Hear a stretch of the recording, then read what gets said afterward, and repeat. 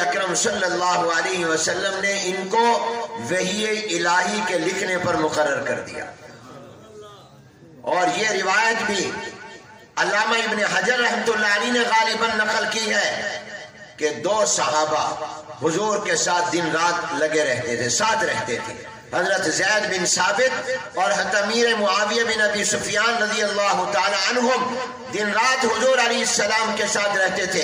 حضرت جبریل علیہ السلام جب قرآن لے کر آتے، اللہ تعالیٰ کی وحی لے کر آتے، حضرت جبریل علیہ السلام لکھا ہوا لے کر نہیں آیا کرتے تھے، نہ حضور علیہ السلام کو لکھ کر دیا کرتے تھے، بلکہ حضرت جبریل علیہ السلام زبانی حضور علیہ السلام تک اللہ کی وحی قرآن کریم کو پہنچاتے تھے. حضور اکرم صلی اللہ علیہ وسلم سننے کے بعد حضرت امیر معاویہ، حضرت زید بن ثابت رضی اللہ تعالی عنہما اور جتنے بھی صحابہ جو صحابہ لکھنا جانتے تھے، حضور علیہ السلام ان کو بلا کر فرماتے تھے یہ اللہ کا قرآن اور وحی ہے، اس کو لکھ لو. تو امیر معاویہ رضی اللہ تعالیٰ عنہ کو یہ شرف بھی حاصل ہوا کہ یہ کاتب وحی الہی بنے، یہ کاتب قرآن بنے، ان کے ہاتھوں سے قرآن لکھا گیا. بتاؤ اگر حضور کو ان پر اعتماد نہ ہوتا تو حضور علیہ السلام کیسے ان کو قرآن لکھنے کا فرماتے؟ اگر اعتماد نہ ہوتا کیسے اللہ کی وحی لکھنے کا فرماتے؟ اگر اللہ کو اعتماد نہ ہوتا تو اللہ کیسے یہ اجازت دیتے کہ حضرت امیر معاویہ قرآن لکھے؟ معلوم ہوا کہ اللہ کو بھی اعتماد تھا، سید الانبیاء کو بھی اعتماد تھا. اور صرف یہی نہیں بلکہ ایک روایت میں آتا ہے کہ حضرت جبریل علیہ السلام سے جناب نبی کریم سے مشورہ کیا. سید الکائنات نے، سید الملائکہ نے، سید الانبیاء نے، سید الاولین والآخرین جناب نبی کریم صلی اللہ علیہ وسلم نے سید الملائکہ سے مشورہ کیا کہ کیا میں امیر معاویہ کو قرآن کریم اور جو وحی آپ لے کر آتے ہیں اس کے لکھنے کی ذمہ داری دے دوں، اس پر لکھنے کے لیے مقرر کر دو؟ تو سید الملائکہ جبریل السلام نے کہا ضرور، یہ ذہین بھی ہے اور ماہر بھی ہے اور قوی بھی ہے، امانت دار بھی ہے، آپ ان کے سپرد کر دیں. تو اللہ کو بھی اعتماد، سید الانبیاء کو بھی اعتماد، کائنات کے سردار کو، اولین و آخرین کے سردار اور امام کو بھی اعتماد، اور سید الملائکہ کو بھی اعتماد. گویا فرش والوں کو بھی اعتماد، عرش والوں کو بھی اعتماد. اس لیے حضرت جبریل علیہ السلام کے مشورے سے بعض روایتوں کے مطابق جناب نبی کریم صلی اللہ علیہ وسلم نے حضرت امیر معاویہ رضی اللہ عنہ کا انتخاب کیا. اور زیادہ تر وحی کو لکھا ہے حضرت زید بن ثابت رضی اللہ تعالیٰ عنہ اور امیر معاویہ رضی اللہ تعالیٰ عنہ. اور یہ اعزاز بھی حاصل ہوا کہ جناب نبی کریم صلی اللہ علیہ وسلم سے کی ایک سے زیادہ دعائیں حضرت امیر معاویہ کو حاصل ہوئی. حضور اکرم صلی اللہ علیہ وسلم کی یہ دعا تو مشہور ہے، آپ نے سنی ہے کہ حضور نے حضرت امیر معاویہ رضی اللہ عنہ کی دعا کی اللہم اجعلہ ہادیا مہدیا واہدی بہ، اے اللہ میرے اس معاویہ کو ہادی بھی بنا، مہدی بھی بنا، اور اس کے ذریعے کائنات کو ہدایت بھی عطا فرما. سب سے بڑی دولت ہدایت ہے، سب سے بڑی نعمت ہدایت ہے. اللہ جس کو سیدھے راستے کی ہدایت عطا کر دے تو اس کو گویا اللہ نے سب سے بڑی نعمت عطا کر دی. میں اور آپ ہر نماز کی ہر رکعت میں پڑھتے ہیں یا سنتے ہیں سورۃ الفاتحہ، اور سورہ فاتحہ میں ایک ہی دعا سکھائی گئی ہے، اور وہ کیا ہے؟ اہدنا الصراط المستقیم. آپ اندازہ نہیں لگا سکتے کہ مسلمان دن رات میں کتنی مرتبہ اللہ تعالیٰ سے عام حالات میں نہیں، نماز کے اندر ہدایت کی دعا مانگتے ہیں. تو وہ دعا جو اللہ نے سورہ فاتحہ میں رکھی، وہ سورہ فاتحہ جو ہر نماز کی ہر رکعت میں پڑھی جاتی ہے، فرض ہو، واجب ہو، سنت ہو، نفل ہو، ہر نماز کی ہر رکعت میں آپ پڑھیں گے سورہ فاتحہ، اور اس میں ایک دعا مانگیں گے اہدنا الصراط المستقیم. معلوم ہوا کہ ہدایت کتنی عظیم دولت ہے کہ ہر نماز کی ہر رکعت میں مانگی جا رہی ہے. کتنی بڑی دعا ہے، اور اصل چیز ہدایت ہے. جس کو ہدایت مل گئی وہ کامیاب ہو گیا. تو ایک ہے ہدایت کا مل جانا، یہ کتنی بڑی نعمت ہے. لیکن حضور علیہ السلام نے صرف یہ نہیں دعا کی اللہ میرے معاویہ کو ہدایت عطا کر دے، بلکہ فرمایا اللہ اس کے ذریعے انسانیت کو ہدایت عطا فرما دے، یہ خود بھی ہدایت والا ہو جائے، ان کو ہدایت کا دریا سمندر بھی بنا دیجئے، وحدی بیہا بھی اس کے ذریعے کائنات کو بھی ہدایت عطا فرما دیجئے. یہ کتنا اونچا مقام ہے. خود راستے پر ہو لیکن اس کے ذریعے دوسروں کو ہدایت نہ ملے تو یہ اتنا کمال نہیں. خود بھی سیدھے راستے پر ان کی وجہ سے لوگوں کو بھی سیدھا راستہ مل جائے، یہ کمال ہے. تو جناب نبی کریم صلی اللہ علیہ وسلم نے یہ دعا فرمائی، اور حضور علیہ السلام کی کوئی دعا اللہ تعالیٰ رد نہیں فرماتی. حضور علیہ السلام کی ہر دعا قبول ہے. تو اللہ نے یہ دعا بھی قبول فرمائی. حضرت امیر معاویہ رضی اللہ تعالیٰ کو ہادی بھی بنایا، مہدی بھی بنایا، اور انسانیت کی ہدایت کا ذریعہ بھی بنایا. دوسری دعا جناب نبی کریم صلی اللہ علیہ وسلم یہ کی، اللہم علم معاویۃ الکتاب والحساب وقہ العذاب. یہ جناب نبی کریم صلی اللہ علیہ وسلم دعا فرما رہے ہیں، اے اللہ میرے معاویہ کو کتاب کا علم عطا کر. اور کتاب کا لفظ جب مطلق بولا جائے تو اس سے مراد قرآن کریم ہوتا ہے. ہمارے طلبہ جانتے ہیں یہ ضابطہ اور قاعدہ، المطلق اذا یطلق یراد به فرد الکامل. جب مطلق بولا جائے تو اس سے پھر اس کا کامل فرد مراد ہوتا ہے. جب آپ کتاب بولیں گے تو اس سے مراد وہ ہوگا جو کامل درجے کی کتاب ہے، اور کامل ترین کتاب قرآن کریم. اللہ تعالیٰ نے اس کا نام ہی کتاب رکھا ہے.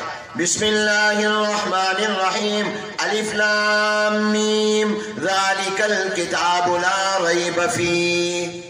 اس کا نام قرآن بھی ہے، اس کا نام کتاب بھی ہے، اس کا نام القرآن بھی ہے، الکتاب بھی ہے. تو جب آپ صرف لفظ کتاب بولیں گے تو اس سے مراد وہ ہوگا جو اعلیٰ ترین کتاب، کامل ترین کتاب، تو وہ قرآن کریم ہے. تو جب حضور علیہ السلام نے یہ دعا کی، اللہم علم معاویۃ الکتاب والحساب، اے اللہ میرے معاویہ کو کتاب کا علم عطا کر، گویا مراد یہ کہ اللہ ان کو قرآن کا علم عطا فرما.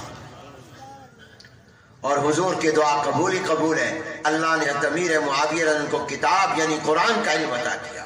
اور بعض کہتے ہیں کتاب سے مراد کتابت کا معنی بھی ہو سکتا ہے کہ لکھنے کا فن عطا کر، کیونکہ اللہ نے ان سے وحی لکھوانی ہے، حضور نے وحی لکھوانی ہے، اس لیے اللہ نے یہ کمال درجے کا علم بھی اللہ نے امیر معاویہ کو عطا فرمایا. یہ حضور کی دعا تھی. اور اللہ ان کو حساب کا علم بھی عطا فرما، اور آگے دعا فرمائی وقہ العذاب، اللہ ان کو عذاب سے محفوظ فرمائے. دو دعائیں ہو گئی. تیسری دعا، اس کا پس منظر بھی بیان کیا گیا ہے. جناب نبی کریم صلی اللہ علیہ وسلم ایک مرتبہ سواری پر سوار تھے، اور حضور نے اپنے پیچھے امیر معاویہ رضی اللہ عنہ کو بٹھایا.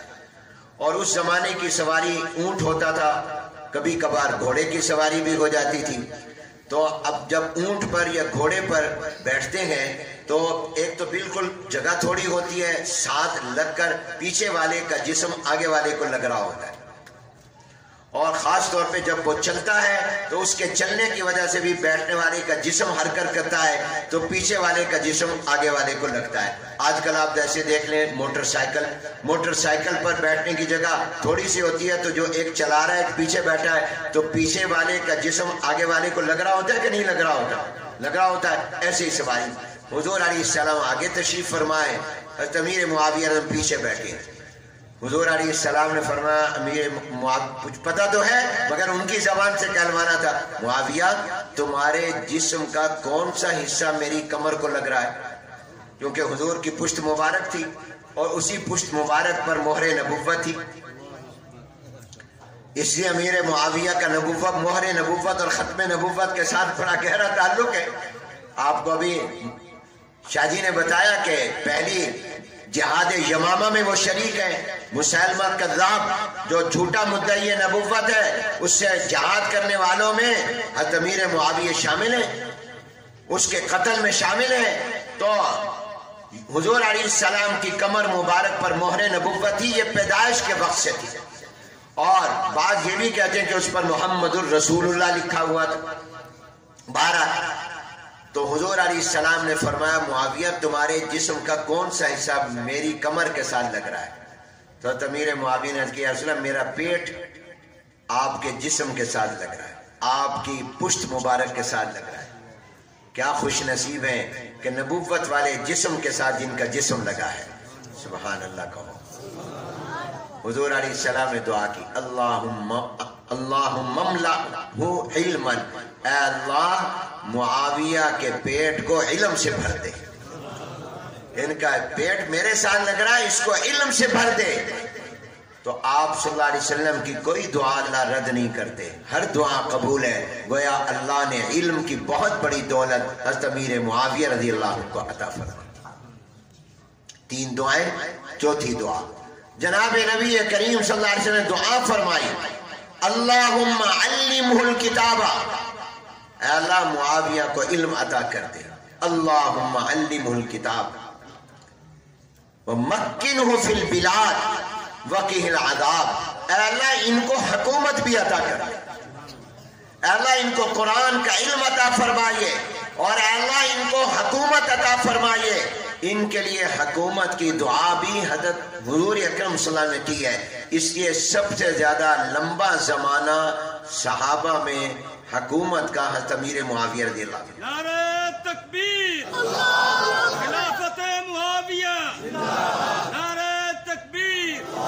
40 سال ہے, 40 سال. جناب سیدنا صدیق اکبر رضی اللہ تعالیٰ عنہ نے, ان کے بھائی تھے, ان کا نام یزید تھا, یزید بن ابی سفیان. والد جو تھے ان کے ابی سفیان رضی اللہ تعالیٰ عنہ تھے. یہ ابی سفیان ان کی کنیت تھی, نام ان کا سخر تھا, صاد خا را, سخر ان کا نام تھا. یہ باپ بیٹا فتح مکہ کے موقع پر مسلمان ہوئے, اور ایک روایت یہ کہ اس سے پہلے مسلمان ہو گئے. تو ان کے بھائی تھے یزید بن ابی سفیان. سیدنا صدیق اکبر رضی اللہ تعالیٰ نے اپنے دور خلافت میں ان کو شام کا امیر اور گورنر بنا دیا. ان کی وہ کچھ عرصہ عمر بن خطاب رضی اللہ عنہ کے زمانے میں بھی شام کے امیر رہے, ان کا انتقال ہو گیا. تو امیر معاویہ رضی اللہ تعالی عنہ کو عمر بن خطاب نے اپنے دور خلافت میں ان کے بھائی کی وفات کے بعد شام کا امیر بنا دیا. اور یہ 10 سال عمر بن خطاب رضی اللہ عنہ کے زمانے میں رہے. پھر عثمان غنی رضی اللہ تعالیٰ عنہ جب خلیفہ راشد بنے, انہوں نے بھی برقرار رکھا, اور سیدنا عثمان غنی رضی اللہ تعالیٰ عنہ کے تقریباً 12 سال خلافت کے دور خلافت میں بھی آپ شام کے امیر رہے, اور 20 سال بعد میں رہے. اس طرح مجموعی طور پر 40 سال حضرت امیر معاویہ رضی اللہ عنہ کی خلافت کا دور ہے. اور امیر معاویہ رضی اللہ عنہ کو اللہ نے یہ خلافت بھی دی ہے حضور علیہ السلام کی دعا کی برکت سے. جناب نبی کریم صلی اللہ علیہ وسلم کی دعا تھی, اور حضرت امیر معاویہ رضی اللہ تعالیٰ عنہ میں اتباع سنت کمال درجے کا تھا. حضور علیہ السلام کے فرمانوں پر عمل, یہ ان کا ایک اعزاز اور شرف. ہر صحابی حضور کی سنت کا پیروکار ہے, امیر معاویہ بھی اس میں اونچے مقام پر نظر آتے ہیں. حضرت امیر معاویہ رضی اللہ عنہ نے اپنے خلافت کے دور میں رومیوں کے ساتھ معاہدہ کیا کہ اتنا عرصہ ہم ایک دوسرے سے جنگ نہیں کریں گے. جنگ بندی کا معاہدہ ہو گیا. لڑائی ہوتی رہتی تھی مسلمانوں کی اور رومیوں کی. جب وہ مدت پوری ہونے کا وقت قریب آیا, حضرت امیر معاویہ رضی اللہ تعالیٰ عنہ اپنی فوجیں لے کر دشمن کے ملک کے قریب اپنے ملک کے آخری بارڈر پر چلے گئے, تاکہ جو ہی ہماری یہ صلح کی مدت ختم ہو ہم حملہ کر دیں, اور ان کو اندازہ نہیں ہوگا کہ اتنی جلدی ہم پر حملہ ہو جائے گا, ان کی غفلت سے فائدہ اٹھائیں گے اور ہمیں فتح ہو جائے گا. حضرت امیر معاویہ رضی اللہ تعالیٰ نے اپنی اس تدبیر کے مطابق حملہ کر دیا.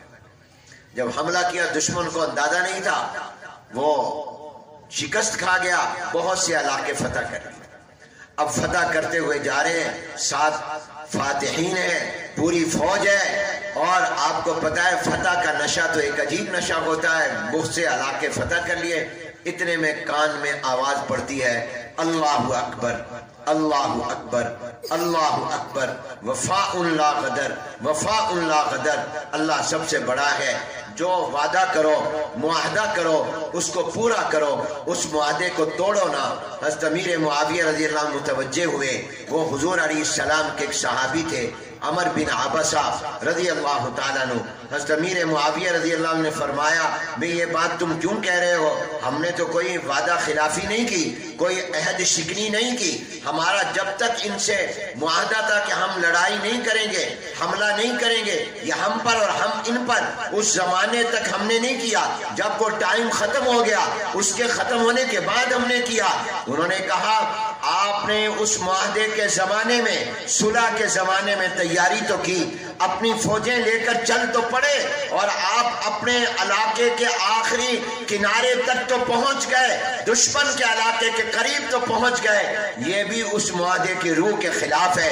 حضور علیہ السلام نے جو فرمایا ہے جب تمہارا کسی قوم سے معاہدہ ہو تو پھر اس معاہدے پر عمل کرو، اس کو مضبوط رکھو، اس کی خلاف ورزی مت کرو، تمہارا یہ عمل اس کی روح کے خلاف ہے۔ سبحان اللہ، حضور کا فرمان سنا ہے، ایک اپنے ساتھی صحابی کی زبان سے سنا ہے۔ حضرت امیر معاویہ رضی اللہ عنہ کا جذبہ دیکھیے، فوراً اعلان کیا میرے تمام وہ ساتھی جو آگے بڑھتے ہوئے جا رہے ہیں، علاقے فتح کرتے ہوئے جا رہے ہیں، دشمن کو زیر کرتے ہوئے جا رہے ہیں، وہ واپس آ جائیں اور پیچھے چلے جائیں، ہم ان تمام فتح کیے ہوئے علاقوں کو واپس کر رہے ہیں، اس لیے کہ ہمیں ملک نہیں چاہیے، ہمیں تو اپنے نبی کا فرمان چاہیے۔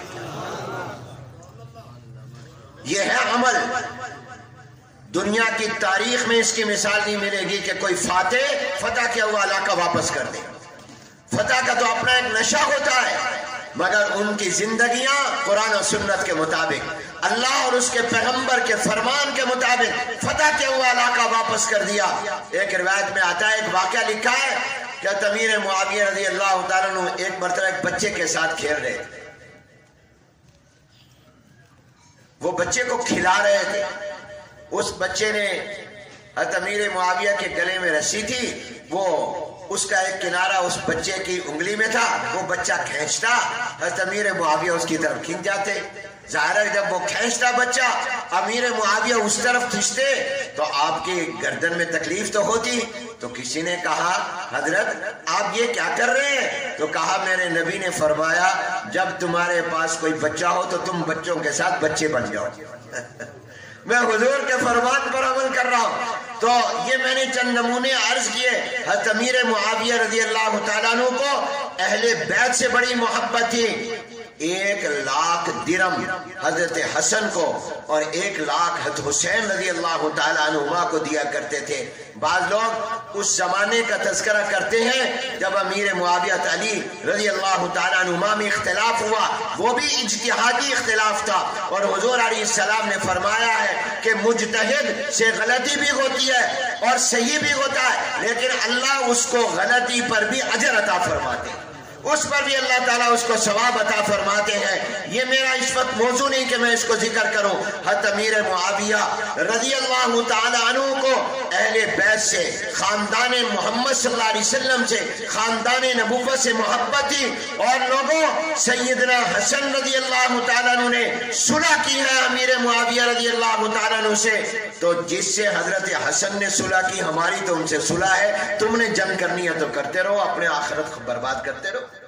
کیوں بھائی، ہم تو ان سے صلح رکھیں گے جن سے صلح کن کی ہے؟ حضرت حسن رضی اللہ عنہ انہوں نے صلح کی ہے، ان کے ہاتھ پر بیعت کی ہے، تو محبت تھی۔ تو ایک دن ایسا ہوا کہ حضرت امیر معاویہ کو پتہ چلا کہ جو میں ان کو وظیفہ دیتا ہوں یہ اس کو بہت جلدی خرچ کر دیتے ہیں۔ تو حضرت امیر معاویہ رضی اللہ تعالیٰ نے فرمایا حضرت حسین رضی اللہ تعالیٰ سے یا حضرت حسن سے فرمایا لا خیر فی الاسراف، فضول خرچی میں کوئی نیکی اور بھلائی نہیں ہے، تم سنا بہت خرچ کر دیتے ہو، وہ بھی تو حضور علیہ السلام کے نواسے تھے نا، ان کی پرورش بھی تو حضور علیہ السلام کی گود میں ہوئی تھی، تو فوراً سیدنا حسن یا سیدنا حسین رضی اللہ تعالی عنہما ان میں سے جس کے ساتھ بھی بات ہوئی فوراً جواب دیا، لا اسراف فی الخیر، خیر کے کام میں کوئی فضول خرچی نہیں ہوتی۔ انہوں نے فرمایا تھا لا خیر فی الاسراف، فضول حد سے زیادہ خرچ کرنے میں کوئی نیکی نہیں۔ تو جواب میں فوراً حضرت حسین نے حضرت حسن نے عرض کیا امیر المومنین لا اسراف فی الخیر، نیکی کے کام میں جتنا بھی خرچ کرو اس میں اسراف نہیں ہے، وہ خیر ہی خیر ہے۔ آپس میں محبت تھی، پیار تھا۔ جناب نبی کریم حضور اکرم صلی اللہ علیہ وسلم سے جن کی نسبت ہو، کیسے ان کو پیار نہیں ہوگا؟ جو حضور علیہ السلام کے فرمانوں پر عمل کرنے والے، جنہوں نے فتح کیے ہوئے علاقے واپس کر دے، کیا ان کی زندگی کا مقصد کرسی ہو سکتا ہے، اقتدار ہو سکتا ہے؟ نہیں نہیں، انہوں نے تو فتح کیے ہوئے علاقے واپس کر دیے ہیں۔ اسی لیے عبداللہ بن مبارک رحمت اللہ علیہ سے جب پوچھا گیا کہ امیر معاویہ رضی اللہ عنہ کا مرتبہ زیادہ ہے یا عمر بن عبدالعزیز رحمت اللہ علیہ کا مرتبہ زیادہ ہے، تو حضرت عبداللہ بن مبارک رحمت اللہ علیہ نے جواب میں فرمایا تھا کہ تم کیا مقابلہ کر رہے ہو؟ حضرت عمر بن عبدالعزیز تابعی ہیں اور حضرت امیر معاویہ رضی اللہ عنہ صحابی ہیں، ان کے آپس میں کیا تم مقابلہ کرتے ہو؟ میرا ایمان و جواب تو یہ ہے کہ امیر معاویہ رضی اللہ تعالیٰ عنہ نے حضور علیہ السلام کے ساتھ مل کر دشمنان اسلام کے ساتھ جو جہاد کیا، اور اس جہاد میں امیر معاویہ رضی اللہ عنہ کے گھوڑے کے پاؤں کو جو مٹی لگی، وہ مٹی بھی عمر بن عبدالعزیز سے لاکھ درجے بہتر ہے، کیونکہ اس کی نسبت ہے جناب نبی کریم صلی اللہ علیہ وسلم سے۔ اسی اللہ تعالی ہمیں ان حضرات کی محبت، عظمت اور عزت نصیب فرمائے۔ وآخر دعوانا ان الحمدللہ۔